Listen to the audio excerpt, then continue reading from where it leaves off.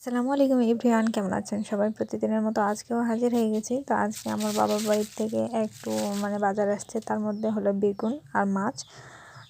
এই মাছগুলো আমার মা বেছে কুটে ফ্রিজিং করে আমাকে পাঠাইছে। আর এই তো বেগুন, গাছের বেগুন, যেহেতু গাছের অনেক বেগুন ছিল সেই বেগুনগুলো পাঠাইছে। আর রমজান মাসে বেগুনের কিন্তু অনেক হয়ে গেছে, বেগুন ভাজা, বেগুন তরকারি, বেগুনের সব কিছু আইটেম। তো এই সাইডেও পাঠাইছে আমার ভাই ক্লে নিয়ে আসছে আমার মেয়ের জন্য, যার কারণে যে ক্লে আমার মেয়ে বের করে দেখাচ্ছে যে না আমিও দেখাবো। তো যাক, দুইটা ক্লে আছে, বিস্কিট আছে আর জুস। আর আমার বড় ফ্রেন্ড তাকে পাঠাইছে খেজুর। তো সেই খেজুরটা মাশাআল্লাহ অনেক সুন্দর, অনেক সুন্দর বলতে খেতেও যেরকম অনেক ভালো, সেরকম দামিও। তো যাক, গিফট পাওয়া জিনিস সবই ভালো লাগে। তো এগুলো প্রায় সবই গিফট পাওয়া। এই তো দেখতেই পাচ্ছেন যে মেয়ের জন্য কেক আর ছেলে মেয়ের জন্য জুস বাবা পাঠাইছে। তো ভাবলাম যে যেহেতু পাঠাইছে, দ্বিতীয় রোজা আর মাশাআল্লাহ গিফট পেতেই আছি, তো ভালোই লাগছে। তো এটা বক্স করে রাখা আছে। তো দেখতেই পাচ্ছেন যে খেজুরটা কত সুন্দর এবং কত বড়। এটা প্রায় একটা খেজুর খেলে দুইটা খেজুরের সমান। তো যাক, খেজুরগুলো কিন্তু সংরক্ষণের জন্য বাটিও ভালো রাখা আছে। তো এখানে জুস অনেকগুলো দিয়ে পাঠানো হয়েছে, যেখানে ছেলে মেয়ে অল্পতেও মন ভরে না। তো এই সাইডে একটা কেক আর জুস, 6টা বিস্কিটের প্যাকেট, একটা বিস্কিটের ছোটো প্যাকেটের মধ্যে কিন্তু অনেকগুলো বিস্কিট থাকে। তো যাক, ওই সাইডে তো পাঠানো হয়ে গেল। এখন তো রান্নার পালা, বিকাল হয়ে গেছে। সে সাইডে দুধ রান্না করে নিয়েছি আর মাছ ভেজে নেব মাছ রান্না করার জন্য। তো আমার মাথাটা পড়েছিল, সে কারণে পরে ভেজে নেব। ওই সাইডে আমি আলু ভর্তা, ডাল আর সব কিছু রান্না করবো, মাছ আলু দিয়ে। তো যাক, এই যে ডালটা আমি প্রেশার কুকারে সিদ্ধ করে নিয়েছি আর এই সাইডে আমি পানি গরম করতে দিয়েছি। আর এই দিকে আমি আলুটা আলাদা করে নেব, দিয়ে আলুর ভর্তা করে নেব। আর এই সাইডে আমি আলুর ভর্তার বেগুনি করব, আর সাথে বেগুনের কি বের হয়েছে মনে হয়, দেখেন তো। তো আলু ভর্তার পেঁয়াজি বা চপ বলে, আর এটা হলো বেগুনের বেগুনি। তো দুইটাই করব।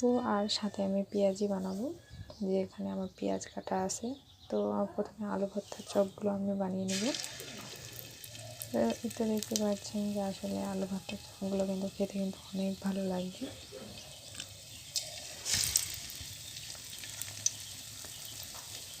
গরম তেলে ভাজলে কিন্তু সব কিছুই ভালো লাগে আসলে, বেশি খুব না আবার কমও না। তো যাক, ওই সাইডে আমার আলুর চপগুলো ভাজা হয়ে গেছে। আর এই সাইডে কিন্তু আমার বেগুনের চপগুলো আমি শুরু করে দিয়েছি ভাজা। তো রমজান আসলে সবার বাড়িতেই কিন্তু এই বেগুন ভাজা আর হলো আপনার আলুর চপ, বেগুনের চপ, পেঁয়াজি, বুন্দিয়া, বুট এইসবই সবার বাড়িতেই পাওয়া যায়। তো এই রমজান বলতে এইসব ভাজা পোড়ার রেসিপি অনেক সবাই করে, কেউই বাদ রাখে না। তো যাক, আমিও করলাম।